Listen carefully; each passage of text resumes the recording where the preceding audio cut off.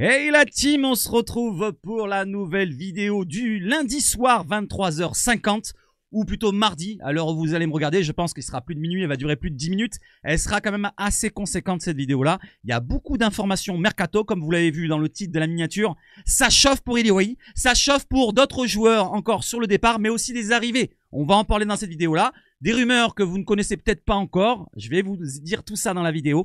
Et on va partir aussi sur le match, bien sûr. Ce soir, il y a un match qu'on va vivre ensemble. N'hésitez pas à donner de la force au live. Voilà, donc je fais un peu de racolage pour le début. N'hésitez pas, j'ai programmé le live ce matin. Donc, mettez un like, un commentaire, un partage sous la description. Là, dans la description, vous avez le live. Donc, je vais arrêter avec le racolage. Je le referai à la fin. Donc, OM Libre, ce soir, ensemble, sur la chaîne Seb H Foot. On y va tout de suite sur quoi? Sur l'introduction, beaucoup de mercato. On y va.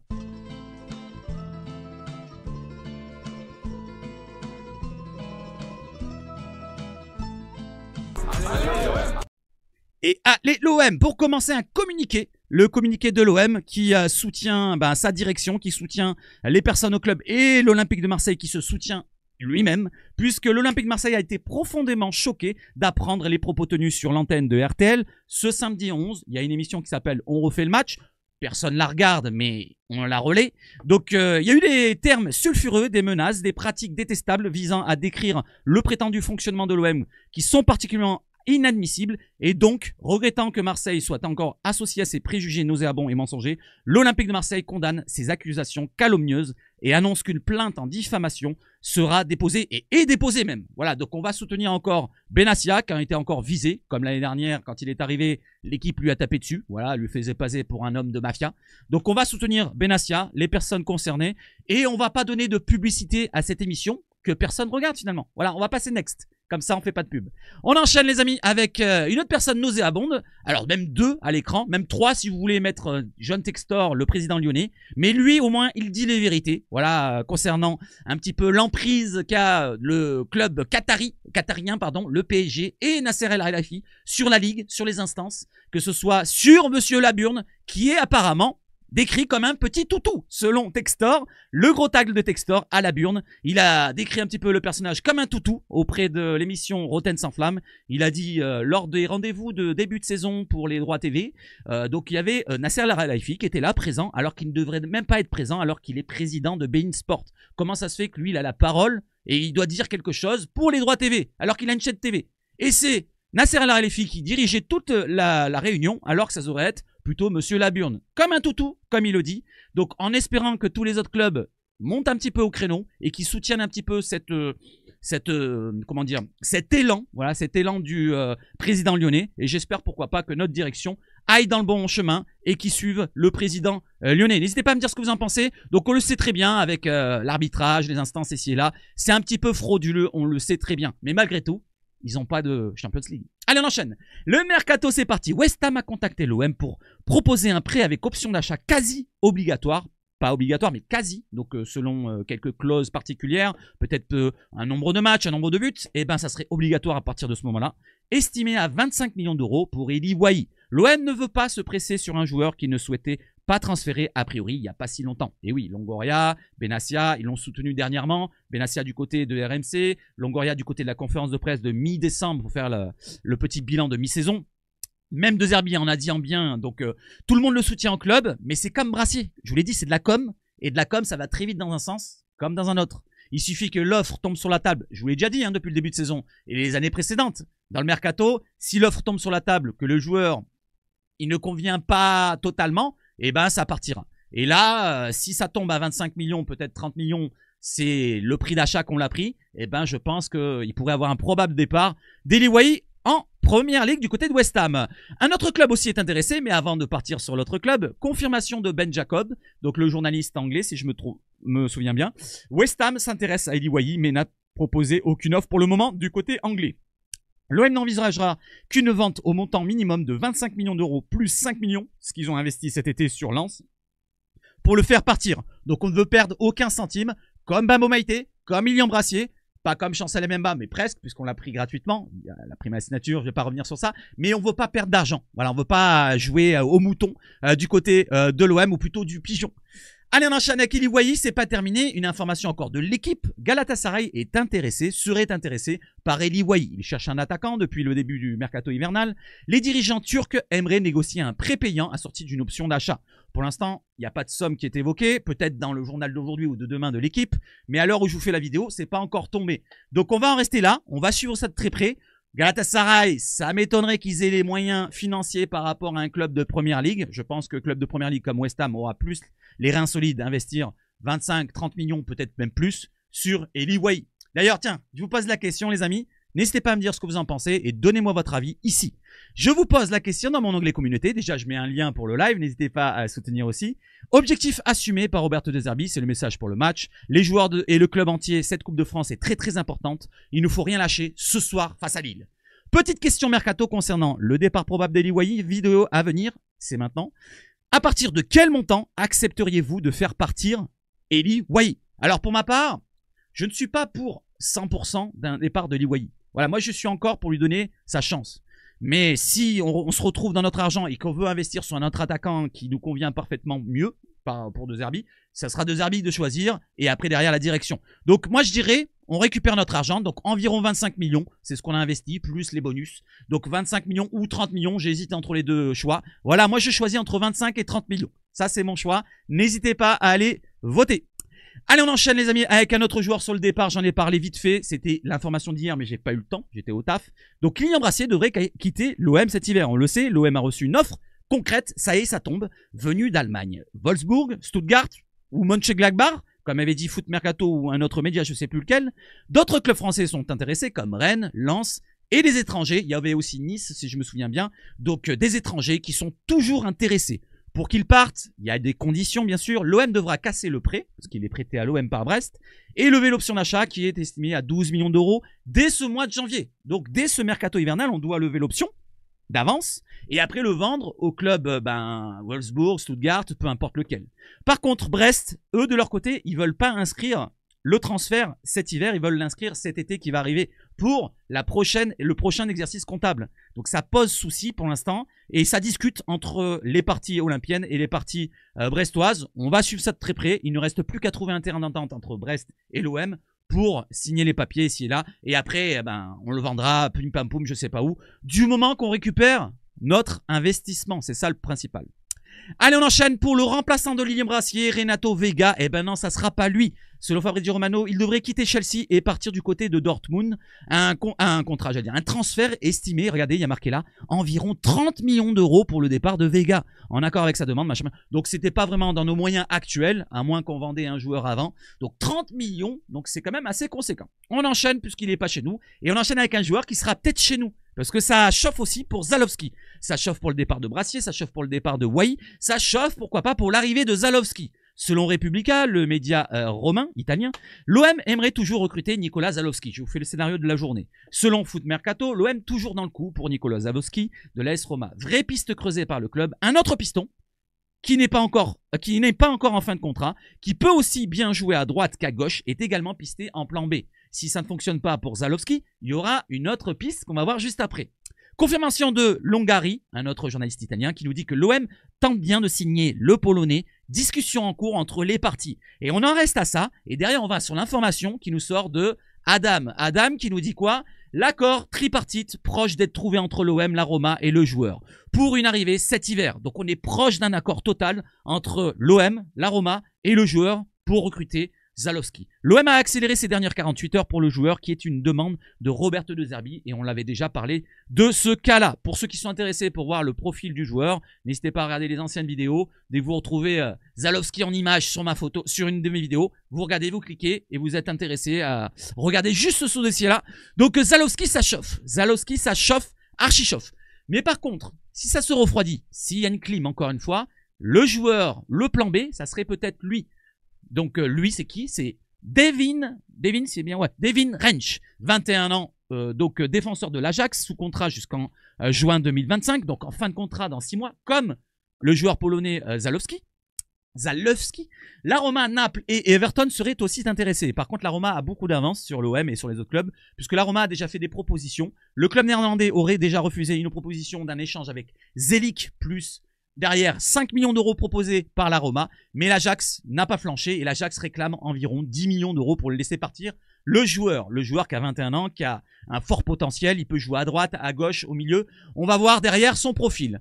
Pour l'offre qui continue, on a une autre offre qui a été proposée par la Roma. Sachez que la Roma, ça c'est Fabrizio Romano qui nous l'informe, sachez que la Roma et l'Ajax ont discuté de l'inclusion de Samuel Dell dans l'accord pour Davy Rensch. L'Ajax le voulait déjà l'été dernier et le souhaite désormais en prêt avec obligation d'achat.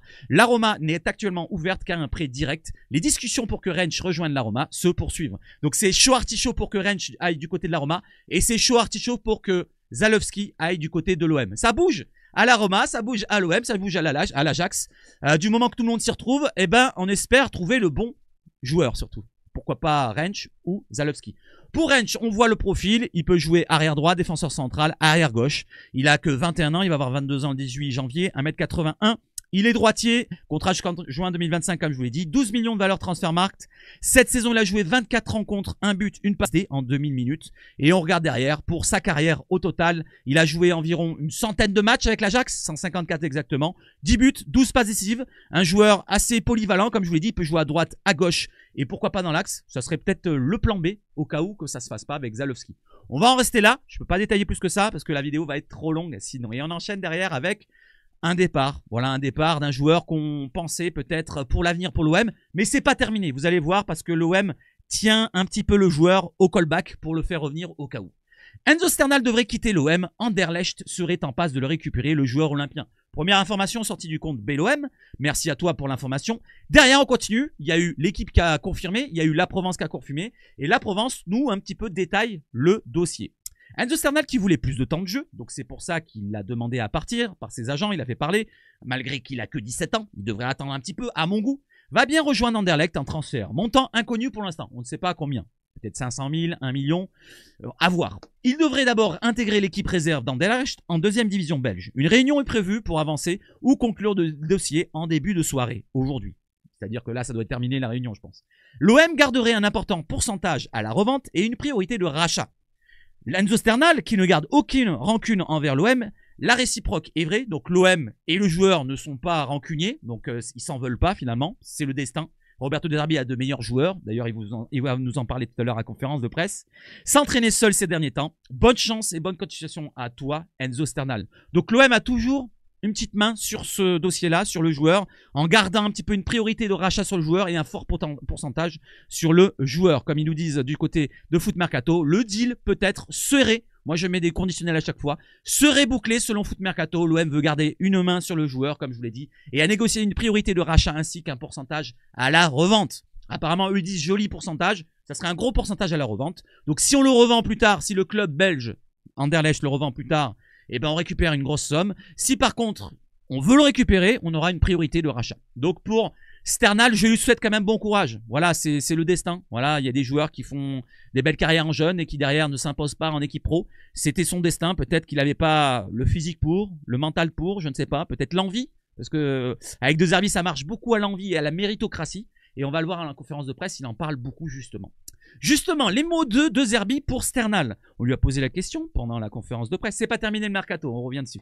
Sternal, je ne l'ai pas beaucoup utilisé parce qu'il y avait de la concurrence et des meilleurs joueurs que lui. Je me base sur le terrain, nous dit Roberto. Je ne me concentre que sur ça. Je ne fais pas de cadeau aux joueurs. S'il n'a pas joué, c'est qu'il ne le méritait pas. Ça me fait plaisir que vous soyez intéressé par Sternal. En ce qui concerne les ailiers, les autres sont plus prêts que lui.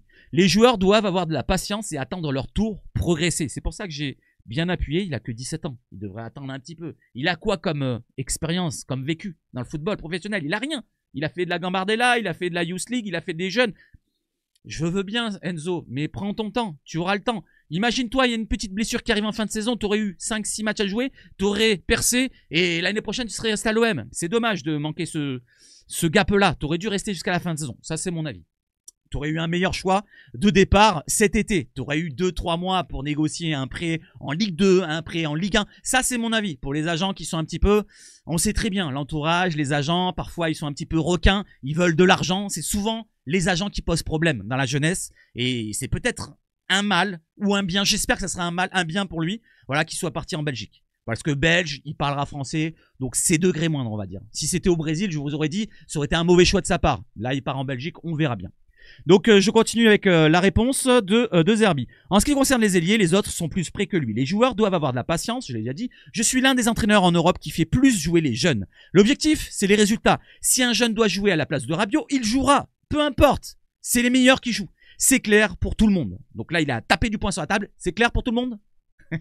Et on enchaîne avec le mercato avec un autre départ des jeunes. Voilà, donc un peu moins jeune. Il a 21 ans aujourd'hui, ou plutôt hier. Maintenant, il est plus de minuit. Donc c'était hier, c'était son anniversaire. Bon anniversaire à toi, Rogerio, qui devrait quitter l'OM lors de ce mercato hivernal. Le défenseur de 21 ans devrait rejoindre la Jupiler League aussi en Belgique. Donc on va lui souhaiter déjà un joyeux anniversaire pour hier et une bonne chance et bonne continuation pour Rogerio. Il est arrivé très jeune à l'OM, 17-18 ans si je me souviens bien. Après avoir fait un match amical contre l'OM avec le Servette de Genève, on s'en souvient bien, en pré-saison de Sampaoli, ou Tudor peut-être, je ne me rappelle plus exactement. Et il a fait un bon match face à nous et on l'avait recruté pour les jeunes, pour pourquoi pas l'avenir. Malheureusement, bah, il n'a pas passé ce cap. Donc on va voir s'il le passe ailleurs et peut-être qu'on gardera aussi une main sur lui. Pour l'instant, j'ai pas d'autres informations. Merci BLOM pour l'information. On enchaîne derrière et on va directement sur quoi? Sur la conférence de presse et sur le match. Voilà, ceux qui sont intéressés maintenant que par le sportif, c'est maintenant qu'il faut répondre dans les commentaires. Allez, on y va. Tiens, je vais vous faire écouter un petit peu le petit message de Roberto De Zerbi directement ici. Écoutez bien, vrai match, vrai joueur. Il commence sa petite, son petit discours d'après-match face à Rennes. Hop, écoutez. Vrai match, joueur vrai. Je suis très fier de vous. Oui, en même temps. Vrai match, vrai joueur. Je suis très fier de vous. Mardi, il y a un match, hein. N'oubliez pas, il y a Lille. Demain, aujourd'hui. On doit aussi applaudir Geronimo. Et oui, Geronimo, gros joueur. Voilà, donc ça fait plaisir, une bonne ambiance, une bonne entente. Pour l'instant, tout fonctionne. Et on veut que ça dure, comme je dis en haut, autour de Lille, de goûter à la puissance marseillaise et Géraud, le goth. Voilà, donc peut-être qu'il sera titulaire, peut-être qu'il sera remplaçant. Je vous ai fait ma compo probable et la compo de Lille. Avec les absences, il y a beaucoup d'absences, vous allez voir, comme Zegrova et tant d'autres. Allez, on enchaîne avec les absences côté marseillais, on y va tout de suite.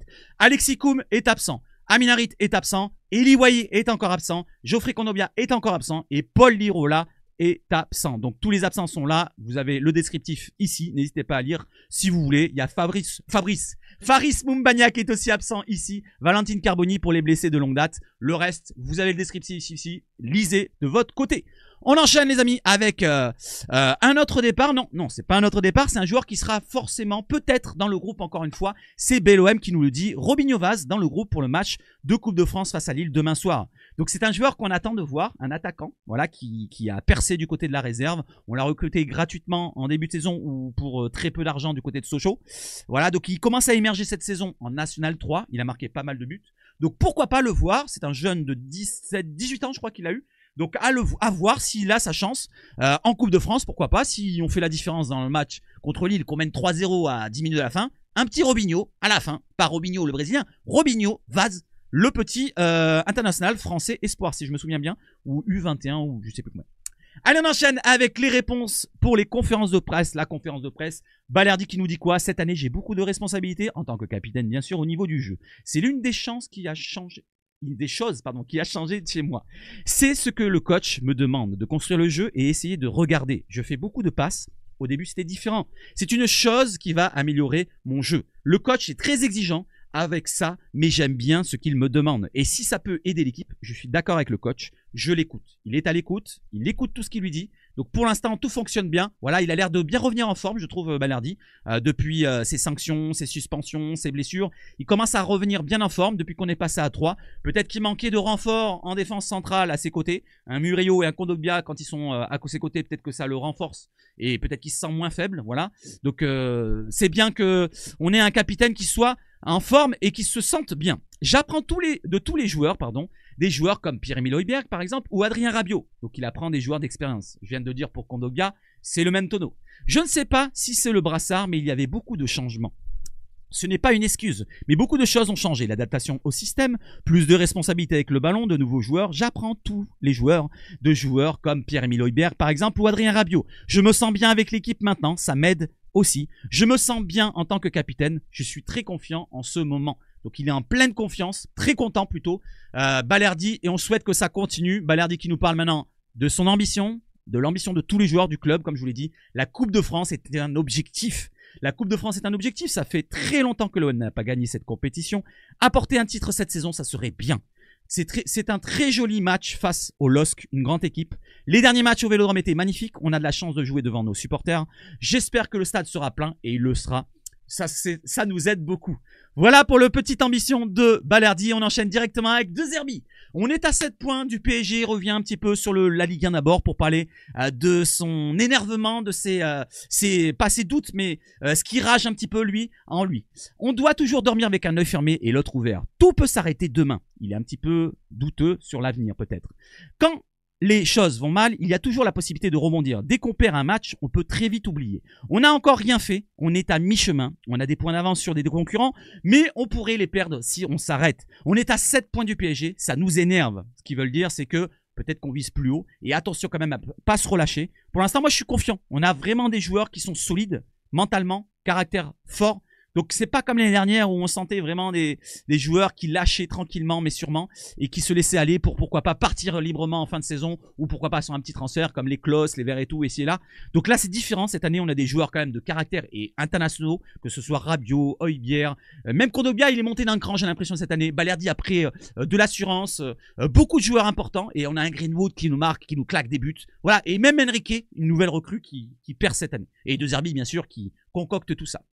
On enchaîne les amis avec De Zerbi qui nous dit que nous on veut gagner cette coupe. Il faut éliminer des équipes fortes comme le LOSC. Et oui, on doit passer par là. Je vous l'avais dit après le match face à Saint-Etienne en Coupe de France. Je vous avais dit moi je veux un gros, je veux du lourd. Et je veux encore du lourd même après Lille. Je veux Paris moi à domicile. Je veux les taper les puputiens. Voilà. Et si on doit arriver par passer à tous les clubs puputes, Monaco, Lyon ou tout ce que vous voulez, je m'en fous. On les tapera tous. Et on gagnera la Coupe de France. Ça sera la plus grande Coupe de France gagnée de toute l'histoire. J'abuse un peu peut-être. J'ai pensé que c'était important de savoir si on joue à domicile, ce qui est le cas. Ça dépend de ce qu'on veut faire, nous dit Roberto. Nous, on veut gagner cette coupe. Il faut éliminer des équipes fortes comme le LOSC, que ça soit maintenant ou après. Peut-être que ça sera plus simple ensuite. Peu importe, simple ou pas simple, il faut gagner tous les matchs. Je continue. On concède encore un peu trop d'occasions. Voilà, donc ça, il est sceptique sur ça. À Rennes, il y a eu des erreurs un peu bêtes. On deviendra une très grande équipe quand notre adversaire aura des difficultés à tirer, au moins. Là, on sera une grande équipe. Les buts encaissés ne sont pas énormes si on considère qu'il y a eu des buts quand le résultat est déjà scellé. Donc, ce qui veut dire, c'est les buts qu'on encaisse, parfois, on les encaisse quand le résultat il est déjà scellé. À part contre Rennes, puisque c'est eux qui marquent en premier. Mais on a eu quand même le caractère, le mental de revenir directement et de s'imposer avec la manière en deuxième mi-temps. Ils n'ont pas existé les Rennais, je suis désolé. Allez, je continue. Je suis désolé, non, je m'excuse pas. Allez, j'enchaîne avec De Zerbi, il nous dit quoi? Ça, j'ai bien aimé ce message-là, c'est pour ça que je l'ai retweeté. Voilà ce que j'aime. Roberto De Zerbi fait jouer les meilleurs et basta così, comme je le dis. La coupe n'est pas une deuxième compétition, pardon. Elle est au niveau du championnat de Ligue 1, donc je ne ferai pas de cadeau aux joueurs. Les joueurs qui m'offrent le plus de garanties joueront. Les joueurs sont tous des salariés, je les respecte tous et généralement j'embrasse plus ceux qui ne jouent pas que ceux qui jouent. Après, c'est de la méritocratie, donc ceux qui méritent, ils joueront. Je lutte contre la Super League, ce qui veut dire que parce qu'il m'importe, c'est uniquement le mérite. Voilà, c'est les clubs qui méritent d'aller en Coupe d'Europe qui vont jouer la Coupe d'Europe. C'est pareil dans ma gestion des joueurs. J'essaie de retranscrire ce que je vois à l'entraînement et en match. Ceux qui sont bons à l'entraînement auront leur chance en match. Ceux qui sont bons en match continueront de jouer en match. Que ce soit Eli Wahi, qui a été recruté 25 ou 30 millions, ou Mopé. Par exemple, je prends ce cas précis. Eli Wahi a été recruté très cher, 25-30 millions. Mopé a été recruté beaucoup moins cher. Et de ce qu'on voit, Mopé répond plus présent dans les matchs et peut-être à l'entraînement, je ne sais pas ce qui se passe, mais déjà dans les matchs, de ce qu'on voit, il est vraiment impliqué, il convient parfaitement au système de De Zerbi, il a son rôle à jouer. Concernant Eli Wahi, c'est plus difficile. Donc déjà, on voit qu'il donne la méritocratie à Mopé. Pareil pour Brassier. Brassier, il convient pas, même si on l'a acheté plus cher qu'un Kondogbia qui était déjà là, c'est Kondogbia qui joue, ou Cornelius. Voilà, méritocratie. J'aime bien ça. J'enchaîne avec le petit message pour Murillo. Certains fustigeant envers son niveau, je comprends pas. Voilà, donc il y a peut-être quelques défaillances défensivement. Peut-être c'est pas un défenseur central de base, formé de base. Donc il a eu peut-être des placements. Comme je vous l'ai dit contre Rennes, son déplacement qu'il a à pas suivre l'attaquant, c'était un peu problématique. Mais il se retrouvait tout seul et peut-être que voilà. Donc s'il y avait le soutien d'un autre défenseur, ça aurait été mieux. Mais en tout cas, Murillo, moi je trouve qu'il est un peu sous-estimé. Il fait de très bonnes prestations depuis qu'on est passé dans un système à 3. Dans son apport sur le côté, on le voit beaucoup dédoubler avec Luis Enrique. D'ailleurs, sur les derniers matchs, il a délivré quoi, 2-3 passes décisives. Murillo, je suis très content. Il m'apporte beaucoup de satisfaction, nous dit Roberto. Parfois, il vient attaquer et est très, très impliqué sur les buts. C'est un joueur sous-estimé, mais pas par moi, ou le club qui a une très bonne estime de lui. Il est pro, c'est un bon garçon, c'est un joueur que tous les entraîneurs voudraient. Voilà pour le petit message pour Murillo. Et on enchaîne maintenant pour la compo en général qu'on aurait peut-être probablement ce soir. C'est celle-ci. La même compo que face à Rennes, exactement, avec Rouli au gardien, Cornelius Balerdi, Murillo avec l'absence de Kondogbia bien sûr, Rongier, Højbjerg devant la défense, Merlin ou Enrique sur les pistons, Rabiot, Greenwood et Mopé. Le même 11, peut-être, allez, des petits doutes sur Rouli, peut-être qu'il va donner sa chance à Delange, ou peut-être Merlin, il va donner sa chance à Garcia, mais mis à part ça, je ne sais pas où je vois avoir des changements, je ne sais pas ce que vous en pensez, n'hésitez pas à me faire votre compo, mais je pense qu'on aura la compo type titulaire, vu comme il le dit là, de Derby, la méritocratie, et ben les joueurs ils ont qu'à être bons, tout simplement. Concernant maintenant les Lillois, il y a beaucoup d'absents, comme vous le voyez là en gras, il y a marqué Nabil Beltaleb, Samuel Umtiti de longue date, Thiago Santos, le latéral droit qui est intéressant, portugais, Mathias Fernando Pardo et Ethan Mbappé. À rajouter à cela, d'autres joueurs sont absents comme Zegrova. Donc là, j'en ai pas parlé. Zegrova est absent. Et aussi le choix du coach. Donc Genesio, il nous a mis quoi? Il nous a mis remplaçant Chevalier. Et donc la compo de Lille, ça donnerait ceci. Donc Vitor Manon, le gardien remplaçant qui serait titulaire à la place de Chevalier. En défense, nous aurons Mandy à droite à la place de Santos. Diakité dans la défense centrale à côté de Alex Sandro, donc Ribeiro. Ismaili à gauche. Gomez André de son prénom devant la défense. Benjamin André, joueur expérimenté qui nous pose des problèmes à chaque fois qu'il joue contre nous. Donc devant la défense. Haraldsson, je sais plus quelle nationalité il est, islandais, norvégien, je sais plus. En tout cas devant le milieu de terrain. Kabela à droite. Sarawi à gauche. Et Jonathan David dans l'axe de l'attaque. Voilà la compo lilloise. Les amis, donc on peut se dire qu'il y en a un joueur qu'on va craindre dans cette rencontre, c'est bien sûr Jonathan David. Il en a parlé, donc Balerdi pendant la conférence de presse. Il a dit on va essayer de l'éteindre, tout simplement, pour résumer la chose. Et je pense qu'on va l'éteindre. Et ça sera Greenwood qui lui montrera qui est le meilleur buteur, que ce soit en championnat et en Coupe de France. Voilà, Greenwood va marquer encore une fois. Voilà la compo lilloise et la compo marseillaise que vous avez vue juste avant. Voilà les amis, donc je pense avoir tout abordé avec vous, mis à part un dernier petit point, l'arbitrage. Et oui, l'arbitrage, on revient sur l'arbitrage face à Rennes. Apparemment, la FFF estime que le penalty pour Rennes n'aurait pas dû être sifflé. Le contact entre la main et le ballon, pour Murillo qui avait mis sa main, se produit alors que le bras du défenseur redescend naturellement après le duel aérien, sans prise de risque du défenseur. Cette position du bras peut être donc considérée comme étant une conséquence du mouvement du corps du défenseur dans cette situation spécifique. Le visionnage en bord de terrain et le penalty n'était donc pas attendu. Donc ce qu'ils veulent dire du côté de la FFF, il défend plutôt l'OM, il n'y aurait pas dû avoir un penalty là, peut-être pas non plus pour l'OM en fin de match, avec le coup franc tiré par Højbjerg, mais en tout cas, pas de penalty là. Et que ça importe peu finalement puisque le penalty a été arrêté par notre gardien. Et notre gardien, je pense qu'il va encore en arrêter les penaltys jusqu'à la fin de saison. Allez, l'arbitrage, on revient. C'est pour ça que j'ai fait un point sur l'arbitrage puisqu'on a Clément Turpin. Alors, je vous demande, tiens, la petite question. Est-ce que vous craignez l'arbitrage pour ce soir? N'oubliez pas, il n'y a pas de VAR en Coupe de France. Pas à ce niveau-là, pas en 16e de finale. Donc, ça sera avec Clément Turpin. Et vous avez le bilan ici. 44 matchs arbitrés, 15 victoires pour l'OM, 19 défaites. Donc, on est plus dans la défaite que dans la victoire. 10 matchs nuls. OM Lille, OM arbitré. Là, les adversaires, ils ont 64 cartons jaunes, l'OM 73. On est plus suspendu, plus sanctionné avec 7 cartons rouges, 3 cartons rouges pour les adversaires. Le dernier match, c'était le 1er décembre 2024 contre Monaco. La victoire de Buzyn. D'ailleurs, les deux derniers matchs, c'est 2 victoires sous la direction de l'arbitre, monsieur Turpin. Voilà, n'hésitez pas à me dire si vous craignez l'arbitrage et on va se quitter sur ça. Sur cette information-là et on va se dire le petit prono ensemble. Donc mon petit prono, voilà, je vous ai donné mes bons pronos dernièrement là et je vais rester sur un bon prono, tiens. Allez, on avait eu du mal à domicile contre Lille il y a quelques semaines, il y a 2-3 semaines, je ne sais plus exactement. On avait fait un partout. Là, je vais dire qu'on va appuyer sur le champignon et on va gagner 3-1. On va encaisser encore un but, petite erreur défensive. 3-1. Allez, je reste objectif, pessimiste, pas pessimiste. Objectif et chauvinisme et tout ce que vous voulez. Allez, on enchaîne avec le gros écran pour se quitter tranquillement mais sûrement. Je regarde de mon côté en même temps s'il y a une information qui est tombée, je pense pas. Voilà, donc à mon avis, il n'y a rien de nouveau. Et je vais vous souhaiter de passer une excellente journée de mardi. Et on se retrouve donc ce soir à partir de 20h15 pour le live ensemble, en espérant qu'on soit nombreux comme d'habitude. Voilà, donc... le live qui sera à partir de 20h15, hein, je vous le rappelle. N'hésitez pas à soutenir la chaîne, encore une fois, le petit racolage, abonnement, like, dislike, la cloche, les commentaires, les partages. Tout est important pour le référencement. Allez, vive le foot chez Sebash Foot. Et surtout, 29 minutes, presque 30. Allez, l'OM!